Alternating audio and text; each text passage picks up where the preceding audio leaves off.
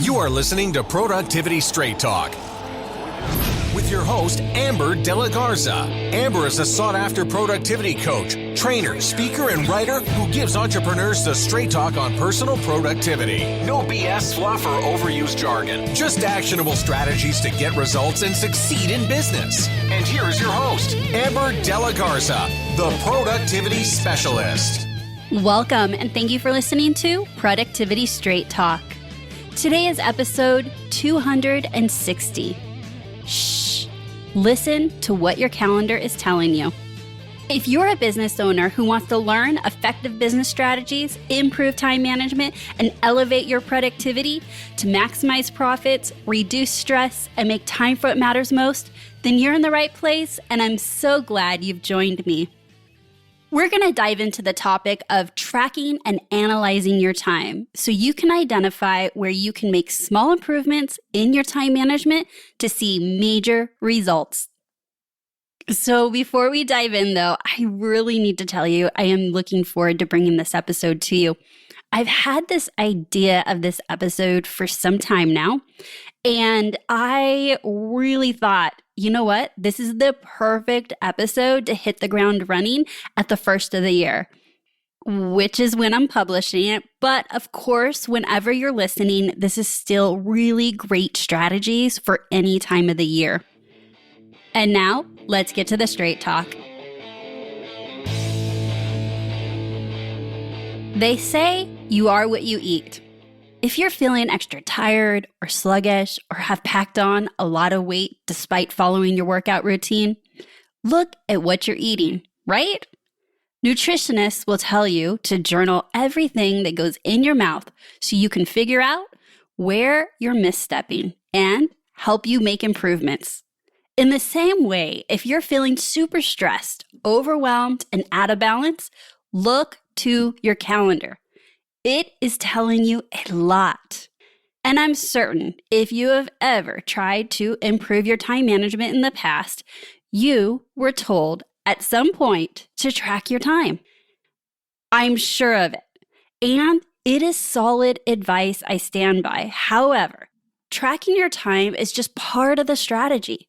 The second part is often overlooked or skipped, and that is to analyze your tracked time. I mean, why even track your time if you aren't learning anything from the information?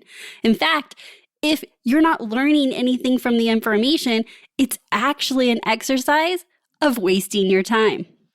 What you have to do is analyze your tracked time so that you can make specific and strategic changes in how you are investing it.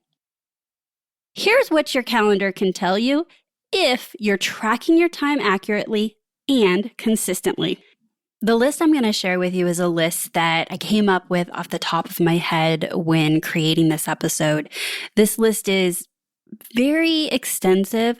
However, it's not even everything that analyzing your time can actually tell you. But I'll tell you this list I'm sharing with you is a great place to start. First, how much time are you actually working? I see my clients coming at this question often in one extreme or the other. Let's just say you think you're working 40 hours. And if I asked you how many hours a week are you working, you would say 40. However, after tracking your time, what I tend to see is that one, you're working way more than that, like pushing 50, 55 hours, maybe even more, but it's spread out and it's broken up. And so you don't really know how much of your life is being consumed by work. Or let's assume you said 40 and we track it and it's actually far less than that. And again, very much for the same reason, perhaps your days are interrupted with personal stuff, or you're taking time off, or you feel like you are, coming into the office late, so you wanted to start at 9 and you trickle in at 10, 10:30. When you do that consistently, those hours actually add up and create this deficiency. So if your target goal was 40, you may be coming in a lot less. Now, 40 hours a week is just the basis of this example. Of course, what we want is when I were to ask you, how many hours a week do you work? Can you answer that question accurately? And I'll tell you, by tracking your time, you will be able to. And then from there, that becomes the benchmark. So if you're coming in lower and you really wanted to be at 40, those are different strategies to solve for that. Or if the benchmark was 40 and you're coming in way over that and you just didn't even have an idea how much over 40 hours you were working, those are different strategies and challenges to solve to get you back to your ideal 40-hour work week. Next, what are you actually doing with your time? I often ask my clients, let's say it's a Wednesday and I'm chatting with them and I say, okay, what did you do this week? No, seriously, it's Wednesday. You're telling me you're completely overwhelmed. You're working more hours than you want. I will ask, what did you invest your time in this week? So just Monday and Tuesday. And often I get a blank stare, a deer in the headlights, fumbling over the words, spitting out a couple things that maybe took 3 at the most 5 hours. And so my question is, well, where did all the other time go? This is very, very common. So by tracking your time and then analyzing it, you will be able to accurately determine where your time is actually being invested/spent. This is incredibly important to uncover so many things in your business, specifically answering a lot of questions of how you are managing your time and where your true priorities are. And often those aren't in alignment with if I were to say, what are your priorities in your business? And there's usually a misalignment with where your actual time says your priorities are. So very important to see what you're actually spending your time on. Next, how much or how little time do you work on your business versus in your business? This is a really important indicator because oftentimes we find ourselves really spending most of our time working in our businesses. But if our goal is to take our businesses to the next level, to make improvements, to be able to grow and scale your business, it is going to take the allocation of time to work on your business. In episode 121, Productivity plus Profitability, Why You Need Both to Succeed in Business, is an episode that I would highly recommend you go back and listen to if you have not already. It is there that I outline the 4 buckets of your high value activities. And these are generally the areas of your business that you're working on your business and not just in your business. For a high level, I'll just share with you that the 4 buckets, as I call them, are number 1 is marketing. How do you let the world know what it is you do and how you can help them? 2, sales. 3, servicing your clients. And 4 is leading your team. I go into so much detail in that episode. I think that would be a great resource for you if you have not already listened to it. Next, by tracking your time and analyzing it, it will give you a great indication as to what can actually be delegated. In fact, by tracking and analyzing your time, you may be able to see a pattern of a specific role in your business that, if filled, even if it's 5 hours, even if it's 20 hours, could have a huge impact on your time. This is a really good strategy to use if you know you need help, but you can't really answer what help you need.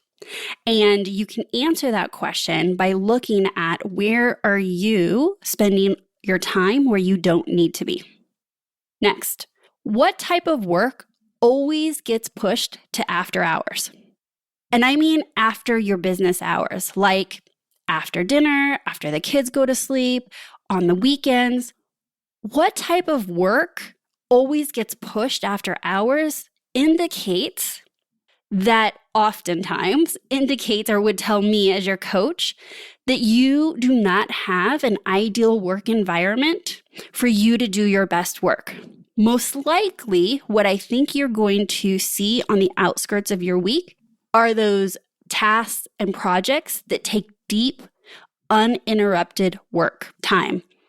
Or another thing that I see frequently is that is when you are working on your business versus in your business. And that also indicates that there's something not working during your work week with your schedule to allow for you as the business owner, as the CEO, to prioritize working on the business, not just in the business. Next, how long it actually takes to complete a task or project. I want to share with you Hofstadler's law. Hofstadler's law states that projects always take longer than expected, even when the law is taken into account. Simply put, time estimates for how long a project will take to complete always fall short of the actual time required to complete it. Now, I bet it is not a surprise or you're not shocked by this information because that's what you're living. That is what you are experiencing. Every time you plan your day, every time you plan your week, every time you're creating deadlines, you feel like, how is it possible that everything takes longer than expected?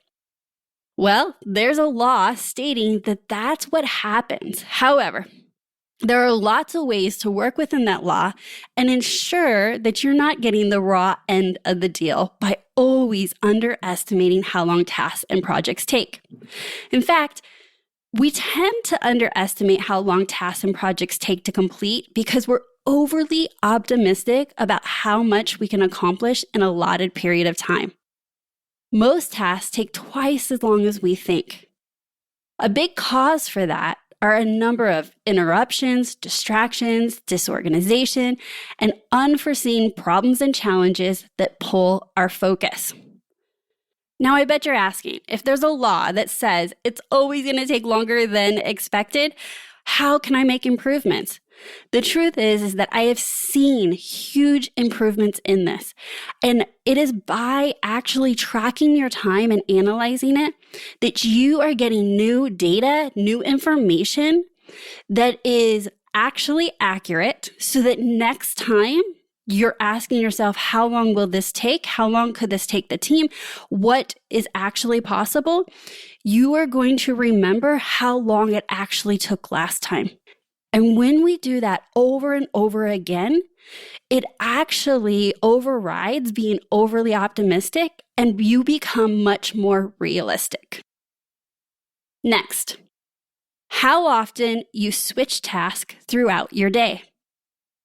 Yes, if you are asked to track your time and you find it to be incredibly painful, meaning you are writing something down over and over, like rapidly, fast, over and over again, chances are you're a bit frustrated with tracking your time, but what it may really be telling you is what's actually happening is you're switch tasking so frequently throughout the day. And if you find it frustrating to track your time because you're switching tasks that frequently, imagine what that is doing to your focus and your ability to do great work. It is actually assassinating your ability to be productive. Next, how often you're interrupted. Yeah, tracking your time, if you wanted to take it to one extra level, I recommend tallying it for accuracy, creating like a tally system, a note at your desk or on your phone. And you can do this so that you can find out where your interruptions are coming from. I often recommend this when interruptions are an issue so that we can get to the root cause and solve for that. To simply say, stop interruptions, reduce interruptions in your day. You're like, yeah, great advice. But how? The how comes from getting much more specific about where they're coming from. And so if you're tracking and tallying the interruptions, I want you to identify where they're coming from. You can mark C for client, T for the trades, V for vendors, E for employees, and maybe initials, because this is important. If you have a larger team, You may think, oh my gosh, I'm always being interrupted by my team members. And oftentimes when I have clients track this, what we find is there's one or a few culprits. And that's really good intel because then we can handle that specific challenge as needed instead of a blanketed assuming and saying something so large as my team keeps interrupting me. So again, accurate data provides a very specific solution. Next, how much time you are spending in meetings. Now, for those of you that are not necessarily tracking all of your time on tasks and projects in your calendar, I am certain at the very least you can see what meetings you are in. Those often are the first things that get on our calendar. And so I really want you to take a look at it and ask yourself, how much of my week is spent in meetings? And if it is far more than you would like or is needed and you're craving to reclaim time, I think it's a great place to look at. Are the meetings, first of all, do you need to be at the meetings? Are the meetings necessary? Are they being ran efficiently? What is the cadence? Do you have weekly meetings that can turn into every other week? Do you have daily huddles that can be every Monday, Wednesday, Friday? There are so many solutions that I work with my clients on, but the first question to ask and data to get back from tracking your time is how much time you actually spend in meetings. Next, you'll be able to determine natural energy patterns, both highs and lows. And this is important so that you can build your ideal day, your ideal week, your schedule based on exploiting those highs and lows and aligning activities and tasks and projects to really align with when you are naturally showing up your best. You can also determine where your lows are and try and uncover why that might be. If you're continually feeling low around the same time of day, is that a natural place to take a break? Taking a break sometimes is the most productive thing we can do to refuel and re-energize ourselves. Next, your tracking of time can tell you what types of tasks and projects are always getting pushed to the back, rolled over. Day after day, week after week, sometimes even quarter after quarter. What are the types of tasks and projects that you continually procrastinate on? Generally, there's some sort of consistency. It's not that we procrastinate in all things. Most likely, there is an area of your business or a certain type of task or activity that you particularly procrastinate on. And that's really important because oftentimes we can give these blanket statements that then turn into these beliefs of, I'm a procrastinator. What I love to do is be much more specific and find out, what are you specifically procrastinating on? Because once we identify that, we can dig deeper and uncover why. And really, there are so many reasons to why. But the first step is to uncover specifically what you procrastinate on and if there's any patterns there. Next, how much personal time you take during quote unquote business hours. And this is really insightful because as business owners, over time, what tends to happen is we get into these habits and these behaviors, and it kind of just creeps up on us. Before we know it, we're taking text messages and calls and booking hair appointments and doctor's appointments and volunteering and picking up kids, staying at home to make sure the delivery shows up, you name it. Now, what I want to say about this one is that if you're building a business by design so that you can pick up the kids and go to the doctor's appointments, perfect. What I'm looking for here is, have you built up these behaviors and habits and you're not even really aware of how much time is actually being pulled to personal during business hours? You see, when we are employees or we work for another company, those are boundaries and expectations and standards that are often found when you work for somebody else. You're not going to be, in the middle of a meeting and take a personal text message. You're not going to, abuse taking time off for doctor's appointments and deliveries at home. There's a specific amount of PTO. So by tracking and analyzing your time, you can find out, is your PTO in alignment with what your intentions are? And if not, a great place for improvement. Next, how often are you dealing with putting out fires?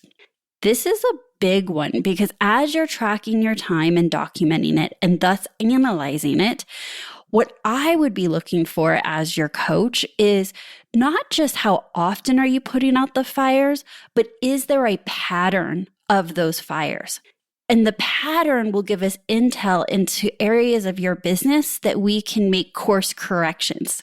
So when you feel like all you're doing is catching your breath and being reactive and putting fires out all day, every day, generally it's in a specific area or maybe a few specific areas of your business. Think, are you putting out fires because they're client motivated? Are you putting out fires because employees are coming to you and can't handle challenges or problems? Is it the trades, your vendors? Is it in the way you're delivering your service, meaning you're missing deadlines? So your workflow is creating these fires consistently. Every time there's a deadline, it turns into a fire. Perhaps you're putting out fires because of continual miscommunication with anyone, really, your team members, your employees, your vendors, other contractors, strategic partners. It's really important that you don't generalize, and stop there and say, all my time is putting out fires. That's what I feel like I do all day. Well, going off of a feeling isn't enough. So how much of your time is putting out fires? And what are those patterns? Where are those fires coming from? And the tip here is that if you identify what area of your business is creating the most amount of fires and fix that, then it's reclaimed time to start working on other areas so that there's not as many fires. If you find yourself being the firefighter in your business, I would recommend you go back and listen to episode 240. That episode's called Firefighter. Whose fires are you putting out in your business? That's a great episode. Give you some strategies on how to stop putting out fires all day, every day. And our last one. If you are tracking your time and then analyzing it, you will find your natural, quote unquote, natural routines. And that is really important because you're going to see patterns of what time you start your day and you end your day. We already referenced patterns of high energy and low energy, patterns of how often you're working on your business or in your business.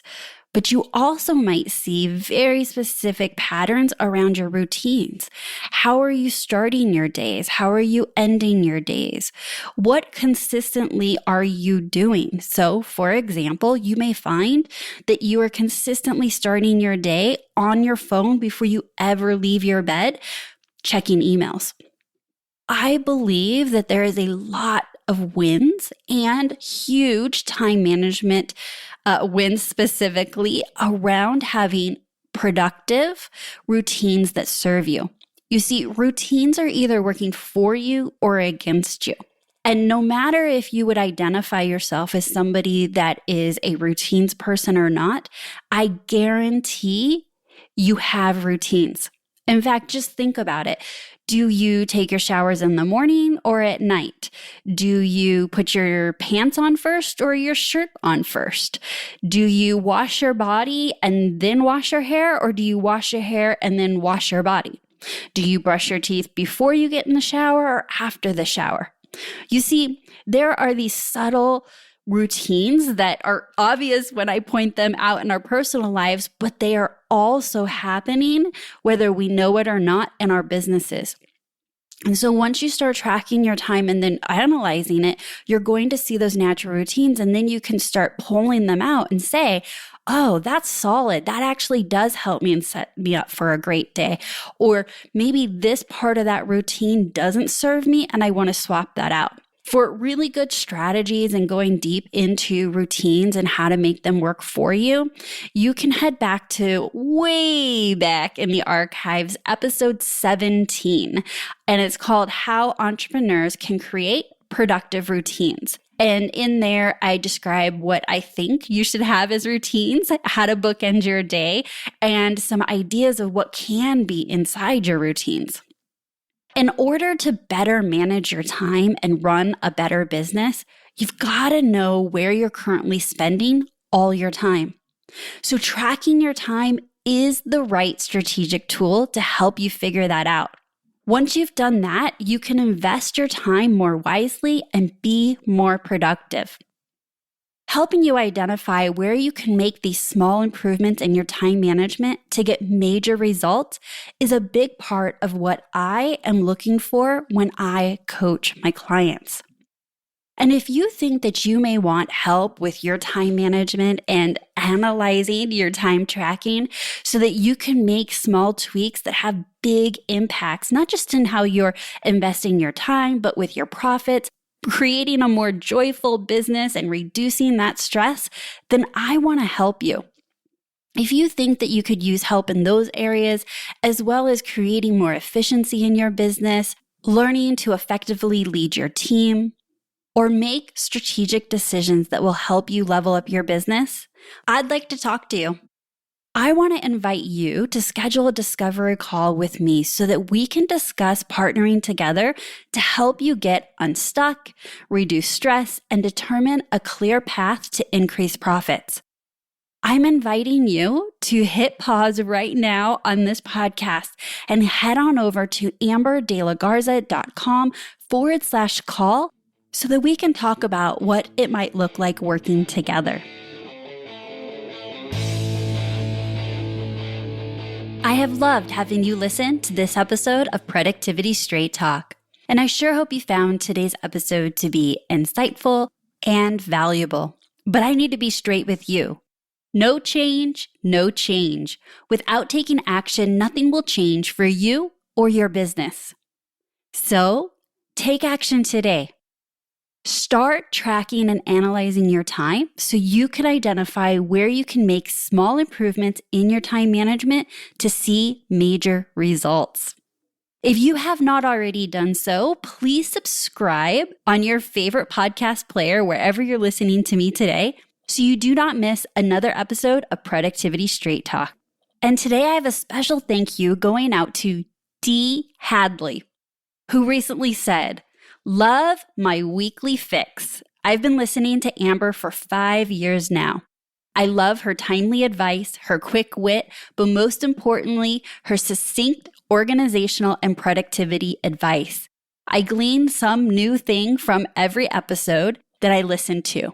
I highly recommend adding her podcast to your listening lineup and jump on a call with her to see if she can help make your life more productive."